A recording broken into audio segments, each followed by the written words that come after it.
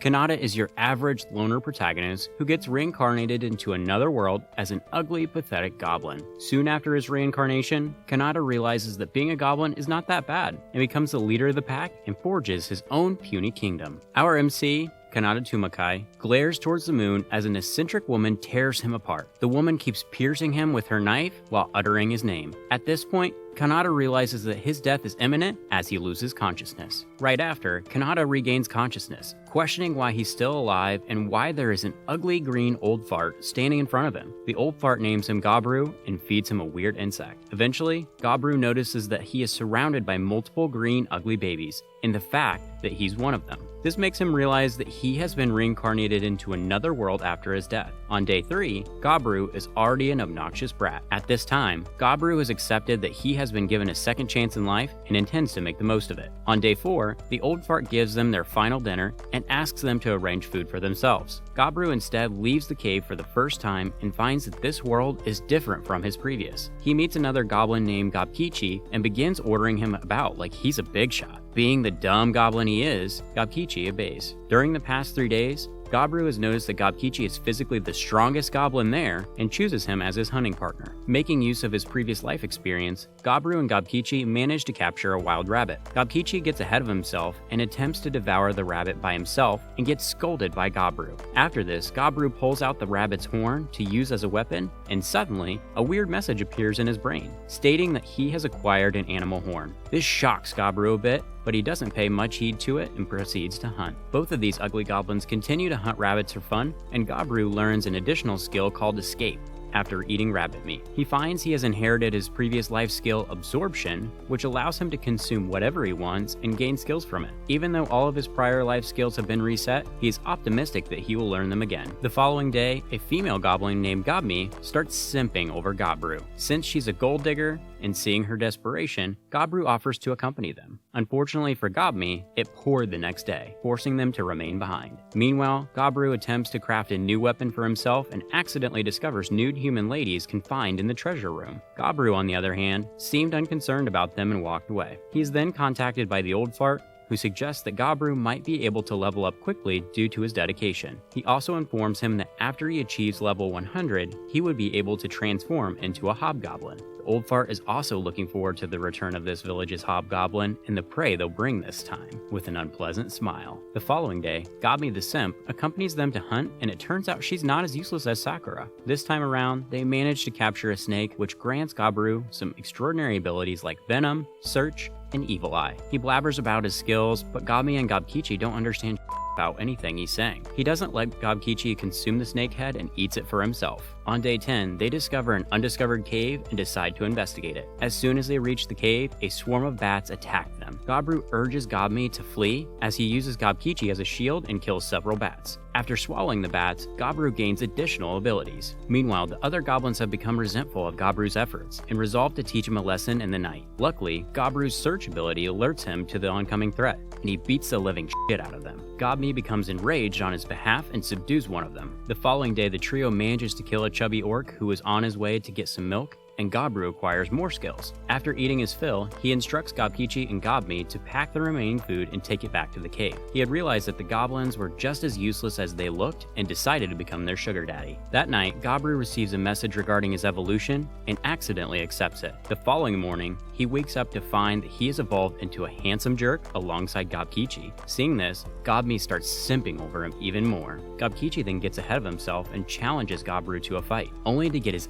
whooped. After this, the trio hunts down a pack of wolves and takes them back to the cave. Gabru allows the useless goblins to eat their fill, but on one condition. He wants them to return whatever they consume and promises to teach them hunting. He then announces that the goblins are all his comrades, to use them as corporate workers who have no rights. The goblins are way too dumb to realize this and start chanting Gabru's name as if he's Nelson Mandela. On day 17, Gabru wakes up Old Fart Gobji and reveals that all the human women have unalived themselves. To hide this information from the others, they hold a secret funeral and burn their corpses. Gabru realizes that all these women must have been devastated by the treatment they were getting and eventually decided to drink poison. From that day onward, Gabru keeps training the useless goblins to forge his own army and additionally gains extraordinary skills as well. Just then, the previous generation of goblins also returned from their expedition and brought some human women with them. Being a human in his previous his life, Gobru demands to keep the humans for himself, which infuriates the hobgoblins. Before the matter escalates, 2 other goblins appear out of nowhere and suggest a duel between Gobru and the previous leader. Gobru folds him like a lawn chair, and in turn, becomes the new leader. With no other option left, the other hobgoblins have no other option but to obey. With this, the human women are now Gobru's property, and reassures them that no one will lay a finger on them. He guarantees their necessities, and in return, Gobru demands these women to teach him human knowledge. The women reveal that they were a part of a hunting group and were ambushed by the goblins mid-journey. All of the men were killed, and the goblins kept them as hostages. Moving forward, Gobru provides the women with food and further learns about their occupations as well. The blonde siblings are both cooks and tailors. The four-eyed woman is an alchemist, and the red-headed baddie is a warrior. Meanwhile, Gobru keeps training the goblins and mocks them, which in turn makes them question their entire existence. One day, as it's raining, Gobru and Gobkichi engage in a serious sparring session, which further heightens their inferiority complex. Later that night, the goblins decide to violate Gobru's instructions and have a steamy night with the humans. However, Gobru somehow gets the air of this and absolutely folds these mischievous, useless goblins. Seeing Gobru's guts, the humans start crying pathetically, and Gobru orders Gobmi to take the goblins outside. He makes an example of these goblins in front of everyone and kills one of them off, to ensure no one will try something like this ever again. Following this, Gobru, Gobkichi, and Gobmi go up against the Tri-Horn Horse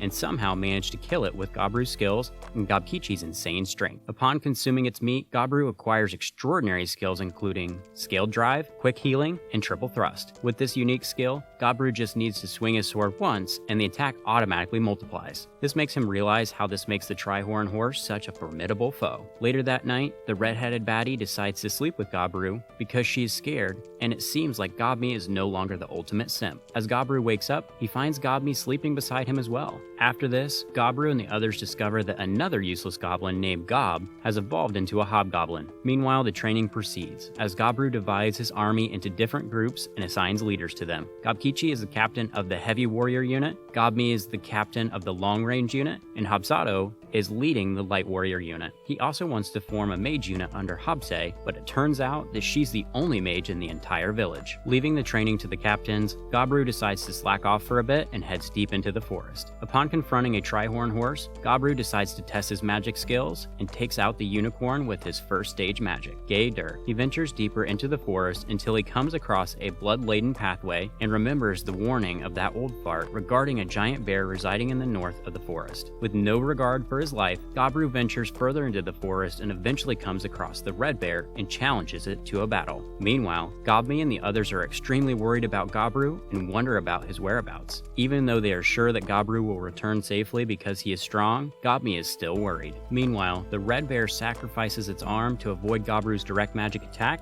and counterattacks with its massive claws. Gobru attempts to pierce its skin, but realizes how tough it actually is and has to step back. He utilizes his spiderweb power to trap him, but the bear frees itself rather easily. The bear suddenly emits a massive fire breath, which Gobru barely manages to survive. With no other options left, Gobru reinforces his entire body with water magic to counter the bear's fire breath and manages to pierce its mouth. Despite all this, the bear smashes Gobru into a tree. Now that both of them are gravely injured, the battle can swing in anyone's favor. Even though the odds are stacked up against him, Gobru is enjoying this battle as he ambushes the bear once again. Following a long battle, Gobru has finally managed to defeat the red bear, but loses an arm in the process. After consuming its meat, he acquires fascinating skills, then falls unconscious. His level has exceeded a certain level, and now he can evolve into an ogre. Gobru accepts the evolution as he falls asleep. Upon awakening, he notices how massive he has gotten and realizes that he's evolved into an ogre. He ventures back to the village. The goblins start to fear him because they fail to recognize him. However, Gobmi immediately recognizes him and scolds him for worrying her. Gobru apologizes as the other goblins still cannot comprehend how Gobru managed to defeat the red bear